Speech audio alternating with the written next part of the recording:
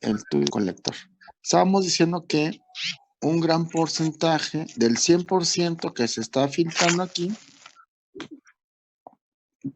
ya dijimos que son 125 mililitros por minuto, ¿no? Lo que equivale entre 6 y 7 litros por hora, 180 litros por día, ¿no? Pues entonces hay un trabajo importante en cada uno de esos espacios. En el túbulo contorneado proximal se está recuperando aproximadamente, hay algunos autores que manejan el 65%, otros manejan el 67%, y para algunos productos se recupera el 85%. Yo les había dicho más o menos como el 70%, pero vamos a manejar estos números ahora. Vamos a dejar 65%. En la rama ascendente gruesa del asa de Henle se recupera, se resorbe más o menos el 25%. Eso nos deja con, hasta este momento, 90%, ¿verdad? Quiere decir que todavía aquí circulando tendríamos el 10%. Muy bien, de este 10%, en el túbulo contorneado proximal se recuperan en un proceso de resorción una cantidad variable que puede ir entre el 8, más o menos, que suele ser el 8%, lo cual nos deja que todavía aquí circulando queda aproximadamente el 2%. Y en el túbulo contorneado, perdón, en el túbulo colector todavía puede haber algunos procesos, sobre todo en la parte inicial, que logran recuperar aproximadamente el 1%. De tal forma que de lo que se está filtrando, más o menos queda solamente el 1% de todo lo que se filtró. Evidentemente que hay sustancias que van a ser eliminadas con una mayor cantidad, ¿no? Pero en términos generales, de lo que se filtró, habíamos dicho que se filtraba más o menos cuánto por minuto. 125 mililitros. Efectivamente, 125 mililitros por minuto. Lo cual nos deja entonces, si es el 1%, ¿cuánto es lo que se va a la formación de orina por minuto? 1.12. Efectivamente, 1.2 mililitros. 1.2, si lo acumulamos durante todo el día, las cifras normales de producción de orina andan entre 1.5 y 2 litros de orina por día, más o menos. ¿Sale? De acuerdo a esta tasa de producción. O sea, una producción normal de orina nos dice, o la producción normal nos dice que aproximadamente estamos generando orina 1 mililitro cada minuto.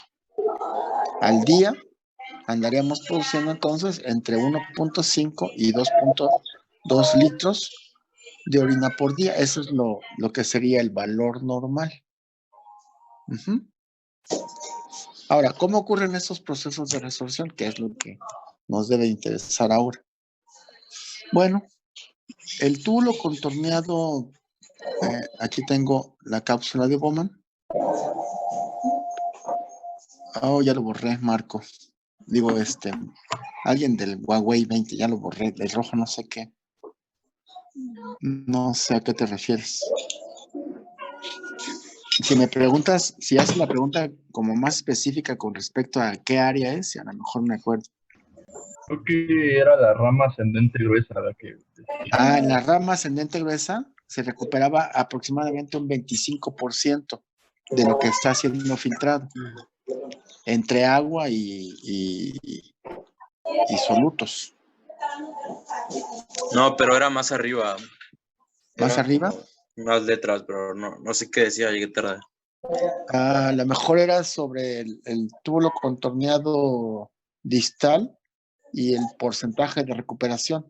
En el túbulo contorneado distal, el porcentaje de recuperación es aproximadamente el 8%. y nos quedaba solamente un 2% que entraba al túbulo colector. En el colector todavía podía haber una recuperación de más o menos el 1% y nos quedaba solamente un 1% que iba a la formación de la orina como tal. Entonces, lo que nos deja un 1% del total que está siendo filtrado, solamente llega a un 1% a la formación de la orina, que son los números que estábamos dando con respecto a esa función. Bueno, si recuerdan el dato, el dato de manera particular, pues igual lo vamos revisando. ¿Sale? Vamos a ver. Una vez que se genera el filtrado aquí, entonces, el filtrado empieza su recorrido a través de los túbulos. Y el primer túbulo que aparece, o el primer segmento del túbulo, es lo que denominamos como túbulo contorneado proximal. ¿Verdad? Y el túbulo contorneado proximal lo podemos dividir también en tres grandes segmentos. Bueno, dos segmentos. ¿No? Lo que sería el segmento inicial, y es que tiene que ver con lo que desarrolla cada uno de esos segmentos, y el segmento final. Y entonces vamos a revisar lo que pasa en el segmento inicial de la nefrona.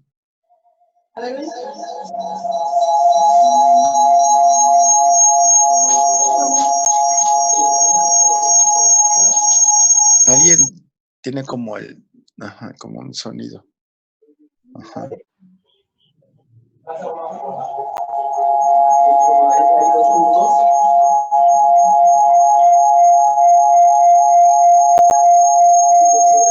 Y está muy fuerte su sonido ahí en su micrófono o algo así. Bueno, vámonos a la parte. ¿Puedes apagar tu micro? Vámonos a la porción inicial. La porción inicial del túbulo proximal. Entonces, tenemos aquí a la célula del túbulo contorneado proximal. En la porción inicial, acuérdense. Y aquí tenemos lo que sería la parte luminal, y aquí sería lo que tendríamos en la parte plasmática, el plasma, ¿no? Como tal. Que en realidad serían los túbulos,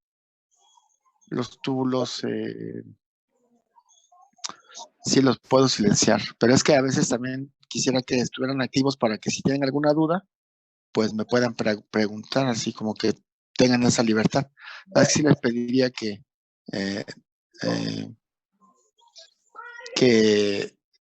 pues si tienen algunos ruidos alrededor, como que los puedan silenciar ustedes también, por favor. Muy bien, entonces nos vamos al túbulo contorneado proximal. Y entonces aquí hay una fuerza que permita una gran cantidad de materiales que están siendo filtrados en el filtrado. Aquí es donde la parte luminal es donde viene el filtrado.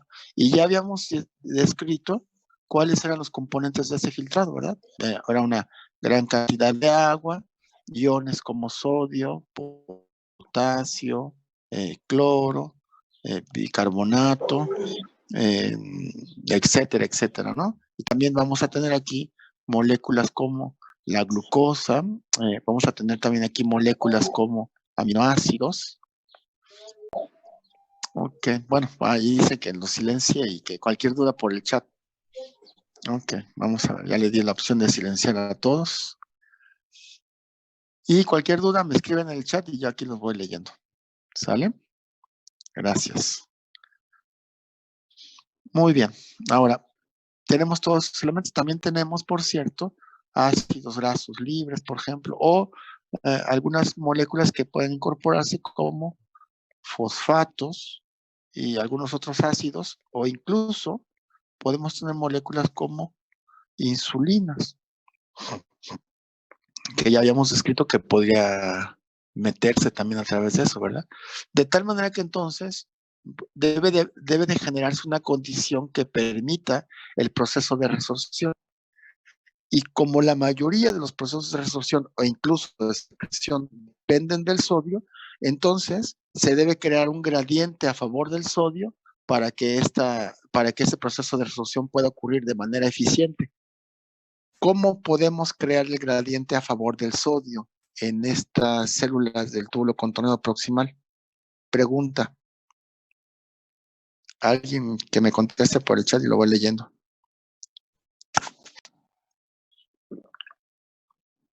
¿Modificamos el potasio? No, el potasio no, porque acuérdate sodio. que sodio. ¿Cómo modificamos el sodio? ¿Cómo creamos ¿Por un reabsorción? gradiente? ¿Cómo creamos un gradiente de sodio para que pueda entonces permitir el proceso de resorción? Porque, ojo aquí, ¿no? Para que este proceso de resorción, digamos, aquí el proceso de resorción implica que varios de estos elementos que están aquí siendo filtrados, pues tengan que incorporarse o regresarse a nivel plasmático. No podemos darnos el lujo de perder glucosa o aminoácidos o algunos de estos iones, ¿no? Hay que mantener un equilibrio de esa concentración de iones. Ni tampoco podemos darnos el lujo de perder, por ejemplo, insulina. Entonces hay que recuperarla, pero para recuperar estos elementos hay que crear un gradiente a favor del sodio. La pregunta es, ¿cómo creamos ese gradiente a favor del sodio? ¿Cómo creen ustedes que lo podemos hacer? ¿Ahí no entran las acuaporinas? No, aquí no. ¿Con algún tipo de desimporte? No, tampoco. Con las presiones hidrostáticas. Esas ya se quedaron atrás en la parte de la cápsula, en el glomérulo. Esas ya no van a intervenir aquí. Aquí van a intervenir otro tipo de mecanismos. Pero aquí lo que queremos crear, o lo que se debe de crear, es un gradiente a favor del sodio. Es decir, el sodio, que ya sabemos que está disminuido en la parte intracelular, pues debemos de tenerlo disminuido de manera importante para que entonces estos elementos que están aquí afuera, que entran la mayoría a través del sodio, permita la entrada del sodio y la entrada de cualquier otra molécula, como cuál, por ejemplo, como la glucosa. ¿Cómo le hago para crear este gradiente de concentración a favor del sodio? ¿Cómo le podría hacer? ¿Por la ATPasa de sodio-potasio?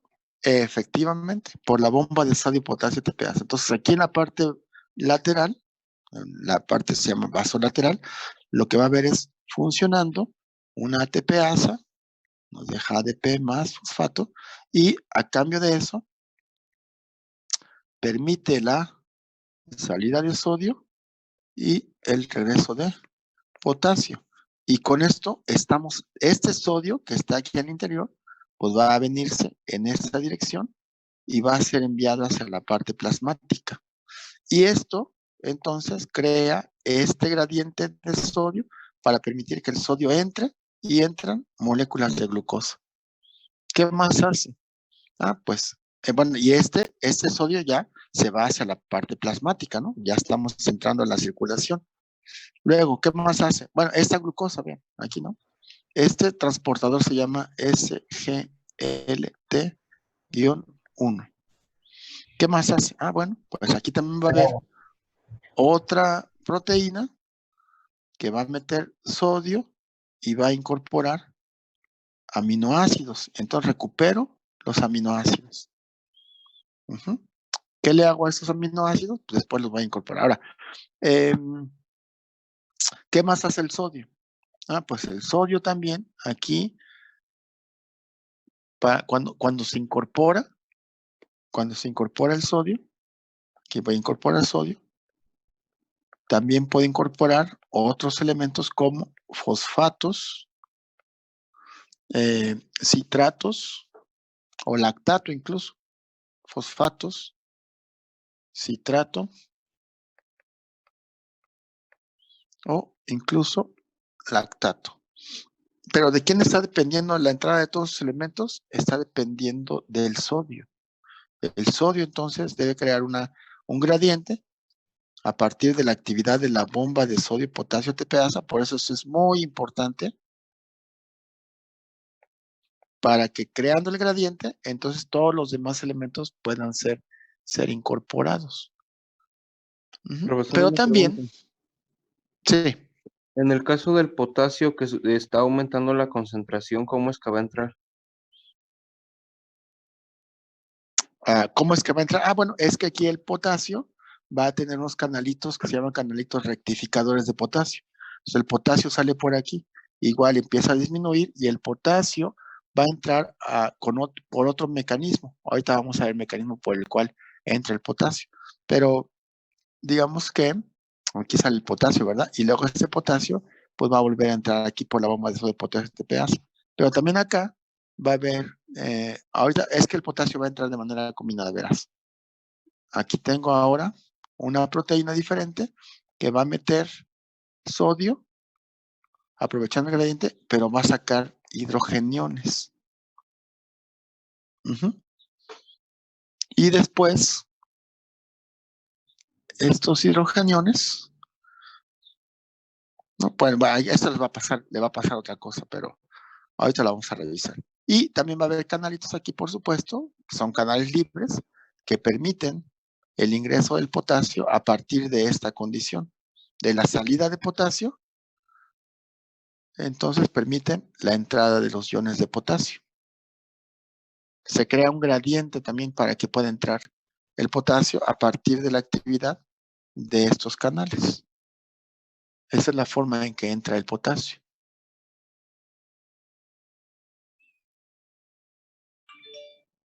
Entonces, creaste el gradiente a través de la actividad de la bomba de sodio y eso te permite desarrollar la actividad de todos esos intercambiadores que permiten la incorporación de todos esos elementos. Entonces, metes glucosa, metes aminoácidos. Los ácidos grasos libres no necesitan, digamos, un transportador específico de sodio porque entran por la misma naturaleza de la membrana. Ya metiste fosfatos, citratos o lactatos. Y ahora la pregunta aquí sería, ¿y la insulina, por ejemplo, cómo le hace para ingresar? La insulina es una proteína difícil de que entre, digamos, de manera libre. ¿Cómo será que entra?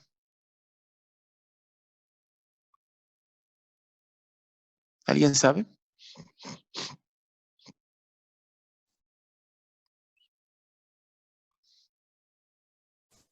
¿En vesículas? Efectivamente. Entonces la insulina va a entrar a partir de endocitosis, en vesículas. Entonces, como son moléculas grandes, la única manera que pueden entrar es en vesículas que la transportan y la llevan igual hacia la parte plasmática por un proceso de exocitosis. Ahora, es posible también que estas proteínas en el túbulo proximal, digamos, entran algunas proteínas. Bueno, entran otro tipo de proteínas, ¿no? O péptidos, por ejemplo, que también pueden ser. Los péptidos no son moléculas muy grandes, son moléculas relativamente pequeñas.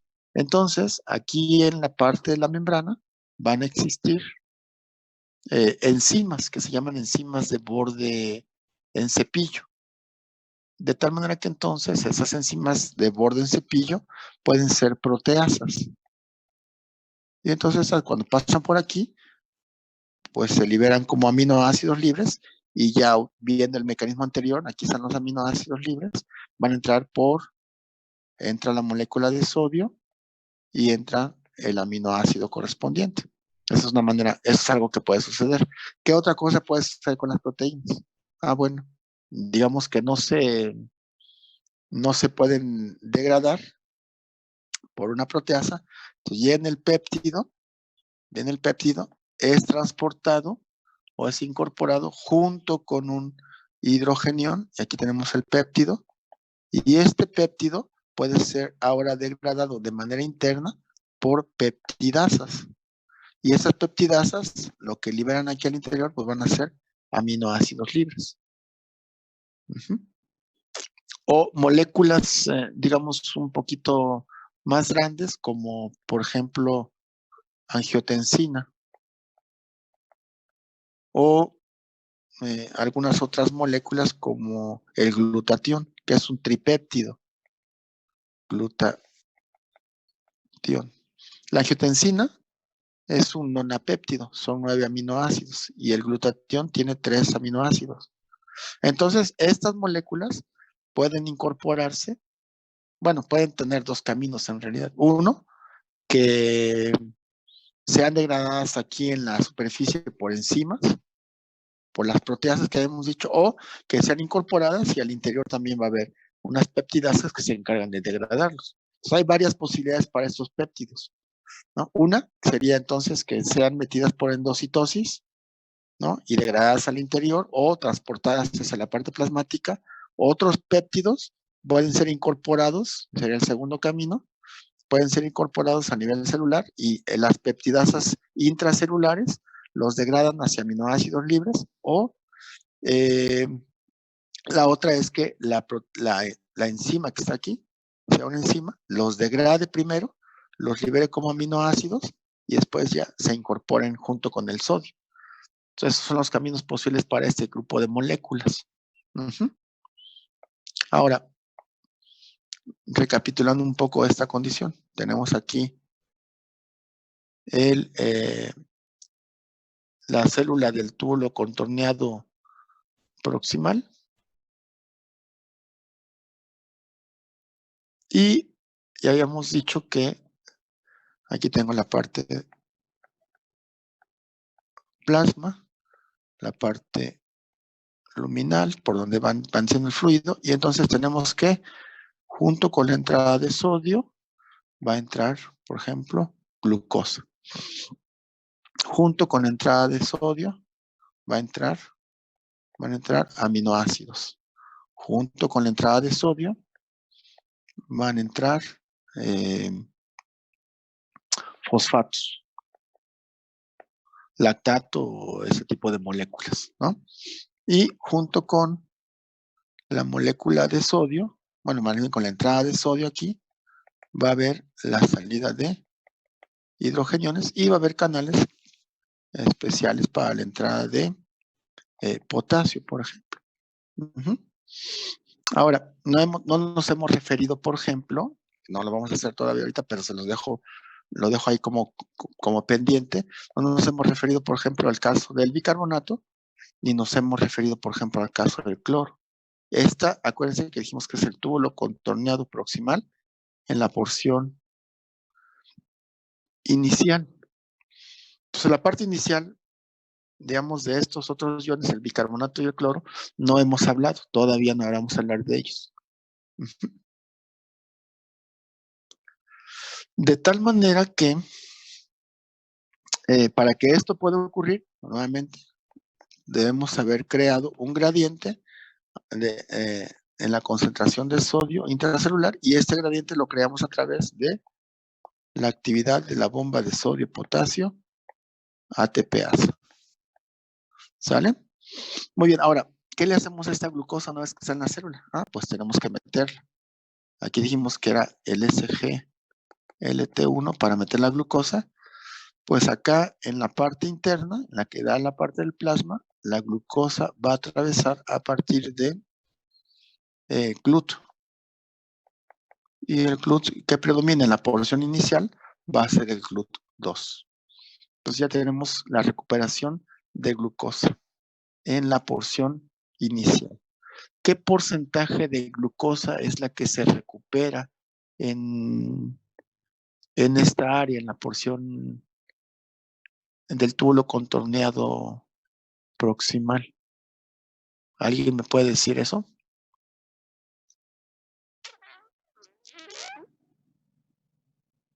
¿Cuánta glucosa se recupera? 100%.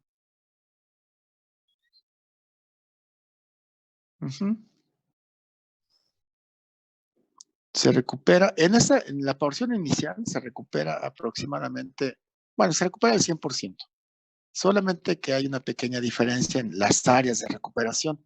En la porción inicial se recupera el 98% y en la porción final del túbulo contorneado proximal se recupera el 2%. ¿A través de qué mecanismo? Pues a través de este mecanismo, ¿no?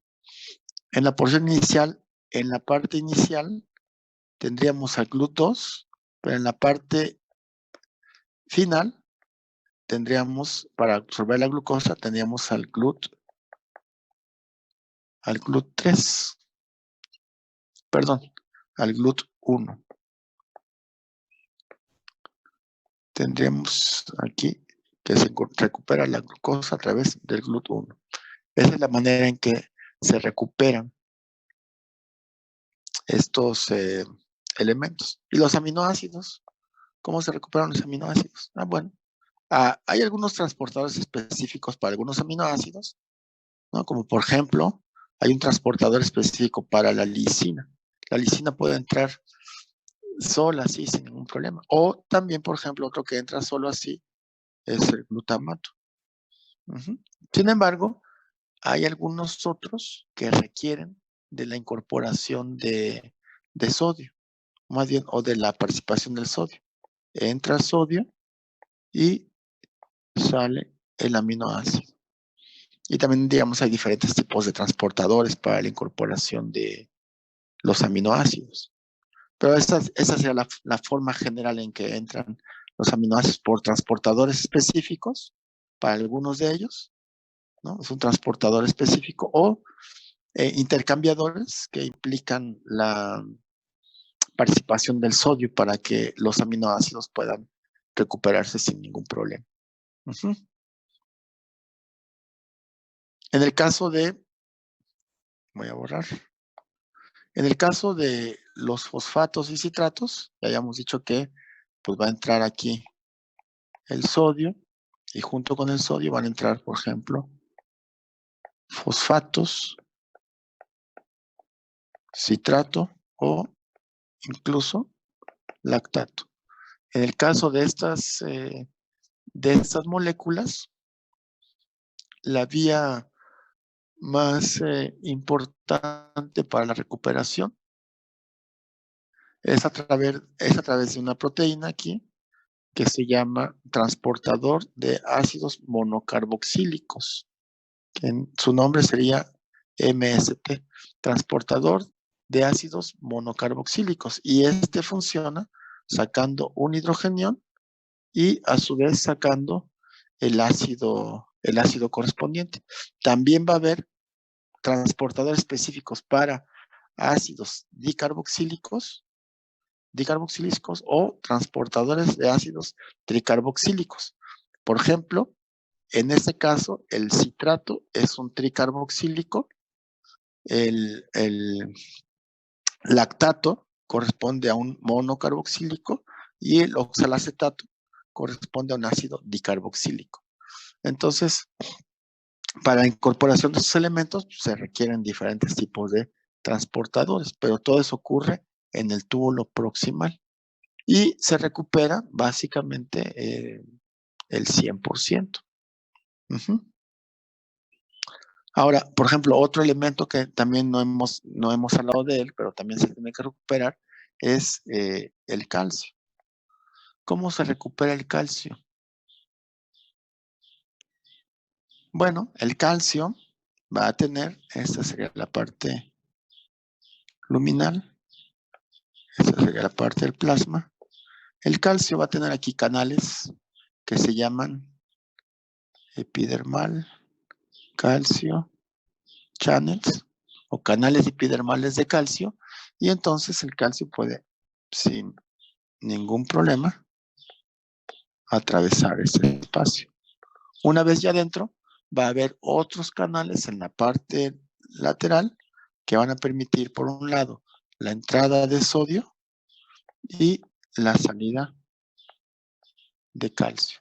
Así se recupera en el túbulo proximal una buena cantidad de calcio. Esa es una manera. La otra manera en que el calcio puede entrar es a través de un arrastre por agua.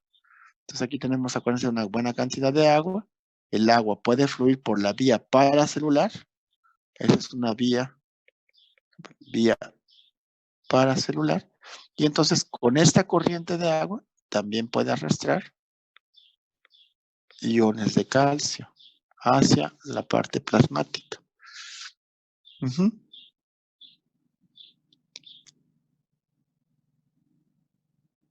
Y la otra manera en que el calcio puede entrar una manera adicional es, se mete el calcio y se meten 2 protones, pero esto implica un gasto de energía.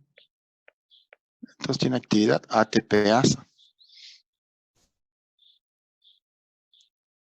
Y esa es la forma en que se recupera el calcio. No se recupera el total de calcio aquí en la parte proximal. ¿Qué porcentaje de todos esos elementos logran recuperarse? Bueno, en el caso de glucosa, vamos a ir poniendo algunos números. En el caso de glucosa se recupera en el túbulo proximal el 100%. En el caso de aminoácidos también se recupera el 100%. En el caso, por ejemplo, de ácidos grasos libres, también se recupera el 100%.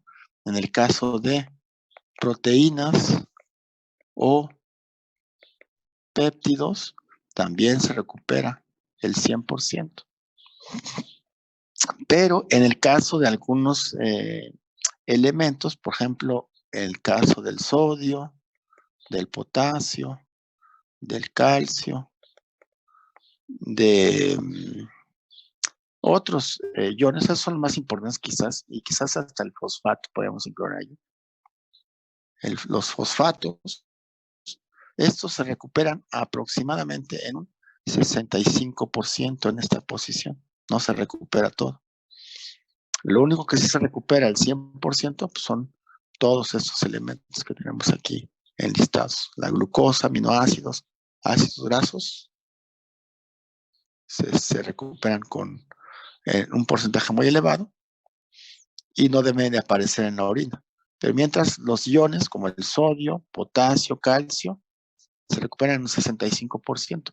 Nos falta el cloro. No hemos dicho nada del cloro. Bueno, en el caso del cloro, este ion no se recupera en la parte inicial del túbulo contorneado proximal, sino el cloro se recupera hacia lo que sería el túbulo contorneado proximal, pero en la posición final. ¿Por qué razón ocurre esto? Bueno, si hemos estado viendo que en la primera porción del túbulo contorneado proximal se meten muchos iones de sodio, por ejemplo, ¿no? Aquí entran una gran cantidad de iones de sodio. Y entonces, además también se mete, por ejemplo, calcio o incluso se mete potasio, todos ellos con carga positiva. De tal manera que entonces cuando llega hacia la parte del túbulo contorneado final, tienes un gradiente positivo aquí en la parte en la parte plasmática. Bueno, esa corriente positiva lo que va a hacer es que atrae las cargas negativas del cloro y junto con eso atraes una mayor cantidad de sodio. Y como esto incrementa la presión osmótica, pues entonces también por la vía paracelular atraes moléculas de agua.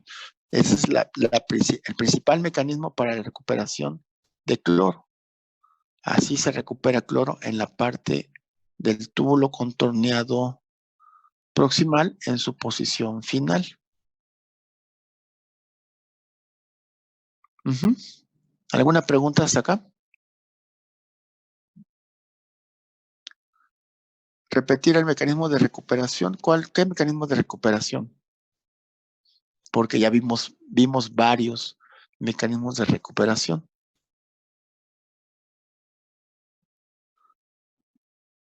A ver, ¿del cloro? Ah, ok, del cloro. Muy bien. Vamos a ver el mecanismo de recuperación del cloro.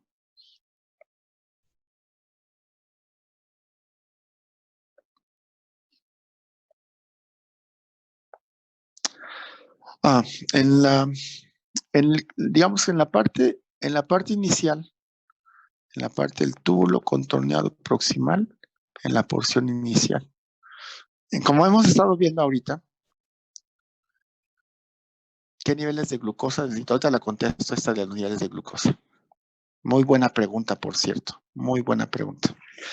En la parte inicial, lo que hemos estado viendo es que metemos sodio y metemos muchos otros elementos. Esos otros elementos después entran por mecanismos específicos también, y el sodio sale aquí por la acción de la bomba de sodio y potasio ATPasa. El caso es que en la parte inicial, o también se le llama porción S1, ¿no? Vamos a tener mucho sodio. Entonces empezamos a acumular mucho sodio en esta posición, y también vamos a incorporar, por cierto, calcio, potasio. Ese es en el plasma, ¿eh? Y esa es la parte luminal. Y aquí en la parte media todavía tenemos cloro, que es el que vamos a meter ahorita. Y entonces, hacia la parte final del tubo contorneado, lo que denominamos o se denomina como S3, pues ya creamos un gradiente positivo en la parte plasmática. Entonces, ese gradiente positivo en la parte plasmática, que por cierto tiene un valor de más 4 milivoltios en la parte plasmática, pues va a hacer que el cloro se meta por la vía paracelular. A ver, espérame tantito. Entre célula y célula hay un pequeño espacio, y entonces este cloro, por ese pequeño espacio, va a ingresar. Y entonces la carga positiva dado por estos elementos, como el sodio, hace que el cloro sea atraído eléctricamente. Junto con el cloro va a venirse o va a incorporar también otra parte de sodio que tenemos aquí en esta posición, y junto con esos otros elementos se atrae también moléculas de agua. ¿Por qué? Porque estos elementos lo que hacen es incrementar la presión osmótica. Entonces, al incrementar los solutos osmóticamente activos, pues atraes el agua, ¿no? Entonces el cloro entra por ese mecanismo. Ese es uno de los mecanismos, digamos, importantes para la recuperación de cloro, aunque existe también otro en donde metes cloro aquí, sacas un ácido, como por ejemplo el formato, que es un ácido monocarboxílico, y entonces después el cloro por canales particulares o especiales se llega, aquí está al revés.